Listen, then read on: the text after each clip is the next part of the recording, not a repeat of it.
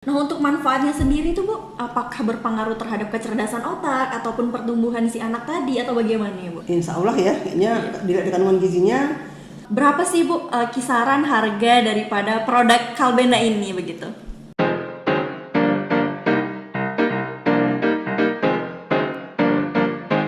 Assalamualaikum warahmatullahi wabarakatuh.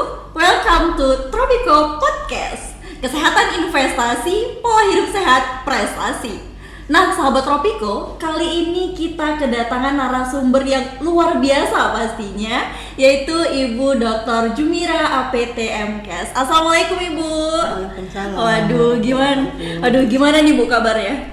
Alhamdulillah baik. Masya Allah. Nah, sebelum itu Bu, mungkin Ibu bisa perkenalkan diri terlebih dahulu nih Bu sama sahabat Tropico, biar kita sebelum bincang-bincang santai bisa kenal lebih deket nih Bu pastinya.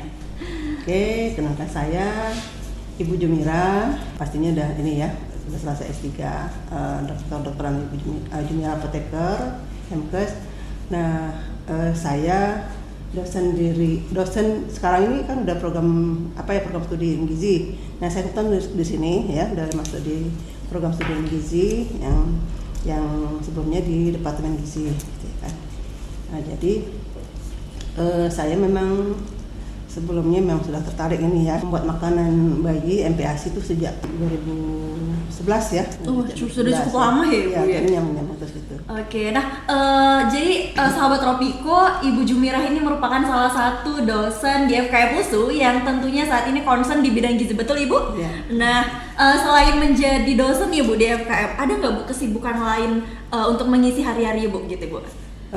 Saya kebetulan memang senang aja meneliti gitu ya kan. Ada kesempatan itu ikut buat pengabdian yang kalau untuk penelitian saya memang lebih concern itu lebih tertarik ini ya, lebih banyak ke inovasi gitu ya, produk inovasi, dan lebih fokusnya ke makanan anak-anak sih, bayi gitu ya kan. Dan sebenarnya saya marahnya mau makanan ibu dan anak sebenarnya gitu. Jadi Ibu ini kan Bu sangat concern di bidang gizi ya Bu, terutama terkait MPASI. Nah, sebenarnya saya sebagai wanita nih Bu, saya penasaran, apakah seorang wanita itu harus memiliki bekal pengetahuan MPASI pada saat dia pada masa gadis, ataukah pada saat sudah menikah, atau pada saat dia hamil dia baru memiliki pengetahuan MPASI? Menurut Ibu pada saat kapan sih Bu waktu yang tepat gitu Ibu? yang sebaiknya kalau bisa memang setelah menikah ya. Setelah menikah itu dia, karena kan dia sudah punya rencana ya, mau hamil, punya anak gitu ya. Sebaiknya lebih awal lebih bagus gitu ya kan. Jadi bisa mempersiapkan sedini mungkin gitu ya. Jadi paling tidak itulah tadi, begitu dia menikah sudah mencari inilah informasi-informasi terkait ini gitu ya kan. Nah ya, kalau memang yang khususnya pada saat hamil kan itu kan. Nah, saat hamil kesiapan dia untuk memberikan makan pada anaknya itu kapan gitu kan gitu. Oke. Nah, kalau misalnya sebelum menikah nih Bu, kita udah penasaran dulu, apa sih sebenarnya MPASI atau bagaimana gitu? Menurut Ibu gimana ya Bu? Boleh juga gitu ya, boleh sih, nggak salah ya, malah lebih bagus gitu. Oh ya, iya Bu, berarti saya udah boleh nih Bu cari informasi tentang MPASI. Iya. Boleh ya. Sangat boleh ya Bu. Nah, jadi bagus ya. mungkin buat sahabat Tropico yang di rumah, jadi untuk mencari informasi tentang MPASI bukan berarti tunggu menikah dulu nih. Nah, sebelum menikah juga boleh kok mencari informasi tentang MPASI. Nah, Ibu, menurut Ibu nih Bu, MPASI seperti apa sih Bu yang dianjurkan dan tentunya benar dan baik untuk dikonsumsi bagi anak-anak begitu Ibu? MPASI itu kan sebenarnya makanan pendamping ASI ya. Iya benar. Jadi bukan pengganti. Selama ini kan anak ada juga ya pemahaman masyarakat ketika sudah dikasih makan ASI-nya berkurang gitu kan. Jadi iya benar. kalau misalnya ini kan namanya pendamping ya, untuk melengkapi kekurangan gizinya gitu. Nah, MPASI yang baik itu sebenarnya dimulai pada usia 6 bulan ya. Nah, menurut WHO itu setelah 6 bulan harus dikodalkan dengan MPASI. Nah, MPASI yang baik seperti apa? Tentunya sesuai umur ya. Kalau masih 6 bulan di awal-awal itu diberi makan, bisa dikasih makanan itu masih berupa cair lah ya. Jadi masih lebih cair gitu konsistensinya. Perlahan-lahan mulai dia agak kental gitu kan, bubur ya. Pokoknya konsistensinya itu dari cair, kemudian makan lembek, udah makan biasa gitu ya kan. Nah, kalau untuk MPASI sebaiknya itu memang harus mengikuti apa ya, di dalam di WHO juga udah menganjurkan ya, sejak usia 6 bulan sudah maksudnya MPASI harus makanan beraneka ragam gitu. Jadi ada sumber karbohidratnya dari serealia, boleh dari umbian gitu kan. Terus ada sumber proteinnya dari apa ya, dari ikan, mau unggas, mau daging, jeroan gitu boleh gitu ya kan. Termasuk juga yang dari kacang-kacangan ya, tempe, tahu, telur gitu ya. Nah, sayur-sayuran juga dikenalkan, tentunya sayuran yang sesuai lah dengan usianya begitu ya. Iya, nggak sembarang juga sayur untuk ini ya. Sayuran ya. Nah, untuk sayuran ke awal-awal itu pilih yang seratnya tuh rendah gitu ya kan. Seperti apa itu Bu contohnya Bu? Contohnya seperti wortel boleh, Wortel boleh. wortel, kentang, bayam ya, Bayam boleh, yang untuk daunnya aja gitu ya kan ya. Pokoknya yang rendah serat lah gitu. Buah-buahan gitu juga ya, buah-buahan juga yang rendah seratnya. Kemudian tidak yang tidak asam ya, tidak asam, tidak merangsang apa ya, lambung anak gitu ya. Oh iya. Jadi kadang soalnya pernah juga, ini boleh cerita ya? Boleh banget nih Bu. Iya, pernah kejadian keluarga gitu ya kan, memberikan apel itu kan memang bagus ya makannya ya, bagus, mutunya bagus, kualitasnya bagus gitu. Soalnya tuh apalagi orang ekonomi ini ya, ekonomi yang mampu kan mungkin menganggap apel itu bagus gitu. Nah dari bayi dikasih apel, ternyata anaknya diare, malah membuat anak itu harus abnormal kan gitu. Jadi nggak ini juga ya, nggak sembarang makanan juga gitu. Walaupun mahal, walaupun bagus, tidak sembarang juga bisa dikasihkan ke anak bayi gitu ya. Gitu. Berarti memang tidak semua sayuran ataupun buah-buahan itu bebas dikasih ke anak bayi dan tidak berpatokan sama harganya begitu ya Ibu? Iya. Jadi ini saya tertarik ini kan sebenarnya saya awalnya dulu banyak gitu ya masyarakat kita sama di Aceh ya, itu kan memberi makan anaknya itu, bayi itu kasih pisang awak gitu. Nah saya sudah searching mana-mana kita, pisang itu merupakan makanan yang baik untuk awal diberikan pada anak sebenarnya. Iya. Jadi yang awal-awal kalau misalnya itu pisang tuh masih bagus, dia glukosanya ada prebiotiknya, kemudian ada vitamin A-nya gitu, dan teksturnya juga lembut dan sesuai dengan daya cernanya. Oh begitu ya Bu. Nah Bu, saya pernah dengar nih Bu, kalau misalnya anak-anak pada masa balita dia pasti pernah mengalami yang namanya sulit makan begitu ya Bu. Bahkan terkadang kayak mogok makan atau ibu ini harus berusaha membuat inovasi baru biar anaknya ini mau makan begitu Ibu. Nah menurut Ibu gimana sih Bu solusi buat menangani hal tersebut begitu? Memang untuk anak-anak ini kan dia apa ya, kadang-kadang ada yang susah makan gitu. Nah mungkin orang tuanya harus paham juga ya, memilih makanan yang menarik, rasanya juga sesuai dengan apa ya, anak-anak lah ya, warnanya menarik, rasanya juga mungkin ada sangat manis apa ya, pokoknya sesuai dengan kemampuan daya cerna juga gitu ya, nggak usah mahal-mahal gitu ya, pokoknya ini ya yang bisa supaya anak-anak lah gitu ya, dan teksturnya. Tekstur sangat mempengaruhi ya pastinya ya Bu ya. Jadi jangan kita pikir kadang-kadang daging bagus ya kan, tapi kan anak-anak kan nyangkut-nyangkut dia malas makan gitu kan, ya kan? Jadi kita disantai seperti itu juga ya kan. Buah-buahan kan maksudnya yang dia mudah mencerna gitu kan, mungkin bisa dibuat bentuk-bentuknya menarik gitu ya kan, buat itu ya, potong-potong itu ya seperti apa kan tergantung ini anaknya ya, kalau udah tingkat kesulitan tinggi mungkin perlulah dibentuk-bentuk makan apa buahnya itu ya, seperti kartun atau apa gitu ya Bu. Kan, gitu. Itu sate misalnya gitu kan. Iya benar juga itu ya Bu. Nah, bisa jadi tips nih buat sahabat Tropiko di rumah gitu tentunya. Nah Bu, saya dengar nih kalau Ibu menciptakan suatu inovasi baru yang bernama Kalbena ya Bu ya. Biskuit original. Kalau boleh tahu Bu, apa sih sebenarnya Bu daripada biskuit Kalbena ini? Kalbena ini saya beri nama ini asalnya gini ya, kalnya itu kalsium ya kan, karena dia tinggi kalsiumnya gitu ya. Sini komposisinya ada berapa ya, 432 ya miligram, jadi cukup tinggi di kalsiumnya. Kemudian kalsium itu saya ambil dari ceker ayam ya, ceker ayam herbal, bukan ceker ayam biasa ya saya ambilnya, karena untuk keamanan juga ya, makanan anak kan bulannya saya untuk bayi, jadi memang saya cari bahan yang memang berkualitas gitu ya.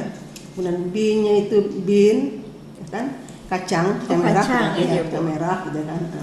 dan nanya itu banana. Oh. Ya, itu dari pisang. Nah, pisangnya itu pisang awak gitu. Pisang awak dari yang terinspirasi Bu di Ya, awal tadi ya, ya, Bu ya. ya. Oh, gitu ya, Bu. Jadi itu itulah apanya ya, asal mulanya itu Kalbena gitu ya kan. Nah, jadi karena sudah katakan tadi 2011 ya saya mulai Iya, buat Bu. penelitian tentang MPASI gitu kan. Kenapa juga biskuit? Karena hasil penelitian saya terakhir itu yang tahun 2020 ya, itu tahun 2018 sampai 2020 tuh waktu di lapangan saya kan coba bubur ya, ternyata ada juga anak-anak yang mau 9 bulan itu udah nggak mau bubur lagi gitu. Nah makanya saya muncul ide coba buat biskuit gitu ya kan. Nah ternyata kan memang di peraturan sendiri kan, peraturan Badan POM sendiri memang ada ya membuat itu ya, ada apa itu MPASI itu bisa dalam bentuk biskuit gitu kan, selain bubur bisa bentuk biskuit gitu. Nah itu jadi itulah sebenarnya awalnya ya, ya, Bu, inovasi Kalbena ini. ya. Nah, kalau misalnya kita bicara kandungannya nih, Bu, tentu kan kalau misalnya kita buat inovasi baru, khususnya bagi anak-anak nih, bukan sangat hati-hati ya, Bu, pastinya. Ya. Nah, untuk komposisi gitu, Bu, itu komposisinya apa aja sih, Bu? Dan manfaatnya tentunya, Bu. Kalau komposisi dari komposisi bahannya tadi itu ya, ini bebas gluten ya. Jadi apa? Komposisinya saya gunakan tepung mokaf, itu bahan lokal ya. Iya, Ibu.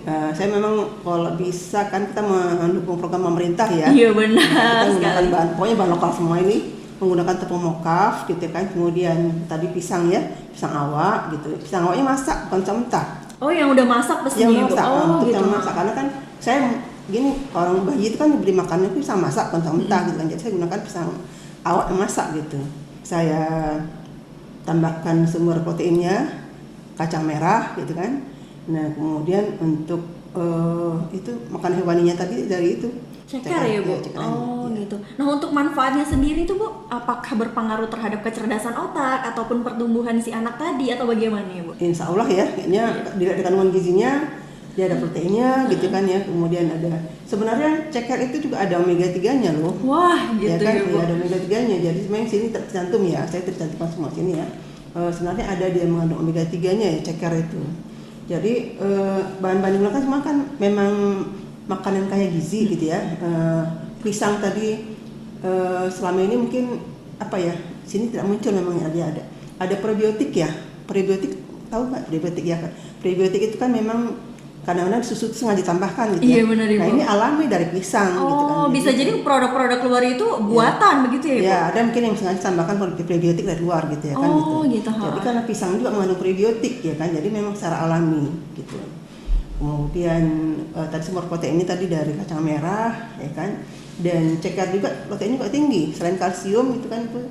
Nah sini saya ada kandungan gizi mikronya. Jadi ini beberapa yang saya cantumkan gizi mikronya. Saya belum apa ya cantumkan vitamin B-nya gitu ya kan, asam lemaknya. Nah sini gizi mikronya kan ada vitamin A, ada kalsium, fosfor, magnesium, kalium, seng, besi kan.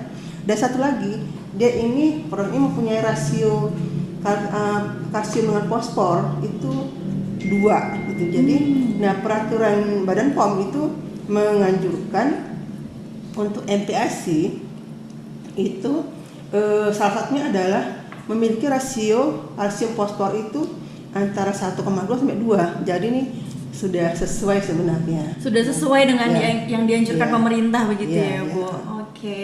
Nah, kalau kita berbicara dengan produk Kalbena, pasti juga di luar sana itu ibu-ibu juga bakal mikir, kan banyak juga nih, Bu, produk MPASI yang dijual di pasaran begitu ya, Bu. Nah, kemudian apa sih, Bu, sebenarnya keunggulan daripada produk Kalbena yang membedakan dia ataupun mempunyai ciri khas khusus nih, Bu? Ya. Ya, sehingga dia memiliki nilai yang jauh lebih tinggi dibandingkan produk yang di pasaran sana begitu ya, Bu. Tadi sudah saya ceritakan ya, dia tinggi kalsium ya. Kalsium dan alami gitu kan. Nah, karena dari bahan yang ini dari termasuk juga kan ada zat gizi mikronya, ada seng, ada zat besi gitu ya kan. Kaliumnya juga tinggi gitu. Dan dia bebas gluten gitu kan. Nah, bebas gluten. Kemudian nah ini rasio tadi, rasio kalsium fosfor itu kan jarang yang cantumkan itu ya. Nah, itu ya. Jadi nah ini sudah sesuai dengan ini sebenarnya peraturan Badan POM, dan karena dia tinggi kalsium, rasio kalsium fosfornya juga ideal gitu kan. Ini saya kira cocok ya untuk mengatasi masalah stunting ya. Di Indonesia kan masalah stunting masih tinggi ya. Oh, iya, Nah, jadi stunting yang bisa dimulai dari ibu hamil ya. Dari ibu hamil bisa mengkonsumsi, ibu menyusui bisa, anak balita bisa, balita bisa, bahkan remaja putri, ya kan? Ini juga bisa karena di sini ada di sini juga mengatasi anemia. Nah, berarti memang produk Kalbena ini bukan hanya saja bisa dikonsumsi bagi anak balita ya, Ibu, Iya. tapi juga mulai dari remaja, kemudian ibu hamil, anak bayi dan anak balita bisa mengkonsumsinya ya, Bu. Iya. Dan berarti ini juga salah satu inovasi Ibu untuk mengurangi angka stunting begitu ya, Bu? Benar, iya. Waduh, Masya Allah sekali nih, Itu Bu. yang tujuannya sebenarnya. Oh, itu tujuan awalnya Iya, sebenarnya iya. ya, Bu. Nah, kemudian Ibu, berapa sih Bu kisaran harga daripada produk Kalbena ini begitu? Rencananya sih masih rencana ya. Iya, benar. Kita rating itu kayaknya 32.000 gitu ya. 32.000 sudah Iya. mendapat biskuit dengan berbagai banyak kandungan gizi ya Ibu Iya. pastinya. Dan saya kira mungkin karena dia kan kita terutama wanita ya. Iya benar Ibu. Wanita menjelang apa ya, kita udah kayak usia saat kita umur 50-an atas kan ya resiko osteo ya, resiko Oke. osteoporosis kan juga, jadi kan bisa juga mengatasi itu kan mencegah osteo kan, bukan tinggal kalsiumnya. Oh. Jadi bagi yang tidak suka susu ya kan, jadi bisa mengatasi juga dengan melalui ini. Duduk-duduk santai depan Iya. rumah sambil makan biskuit Kalbena begitu Iya, ya benar, Ibu. benar. Oke. Nah, kalau misalnya nih Bu, sahabat Tropico tertarik gitu Bu, ingin membeli biskuit Kalbena, kira-kira di mana sih Bu kita dapat membelinya begitu? Rencananya kita mau kita distribusikan ya mungkin ke swalayan juga gitu kan, kita mungkin rencananya sih di USU kalau memang nanti kita ini ya, kita kan sekarang ini di link ya gitu ya. Iya, di link sih, ya, Bu. mungkin situ nanti ke depannya ya untuk pemasarannya lebih luas lah kita harapkan gitu ya. Iya kan? Bu. Kalau bisa seluruh balita ataupun ibu hamil di Indonesia sudah mengetahui ada produk inovasi baru Kalbena ya Ibu. Benar, Oke. Nah Ibu, terakhir nih Ibu, apa sih Ibu sebenarnya harapan Ibu adanya inovasi baru biskuit Kalbena ini? Harapan saya tentunya karena kita masih menghadapi stunting ya satu gitu kan ya, dapat membantu mengatasi stunting gitu ya kan. Dan juga ini harapan saya juga ini menjadi awal untuk sebagai motivasi bagi generasi muda seperti kalian juga ya. Iya, benar Kita sekali. membuat inovasi ini ya, inovasi baru termasuk mungkin ya terutama kalian lah ya, untuk dosen-dosen yang lainnya juga gitu. Dan bisa lebih berkembang lagi lah produknya ini gitu. Oke Bu. Nah sebenarnya ada yang sangat tertarik nih Bu yang saya baca. Nah jadi sahabat Tropico di sini dicantumkan bahwasannya tentang biskuit Kalbena ini terinspirasi dari kerenyahan sebuah biskuit yang berlapis. Rasakan kebahagiaan di setiap gigitannya, terbuat dari bahan pilihan yang tinggi protein. Kata-katanya ini sangat kena gitu Bu di saya sendiri begitu ya Bu.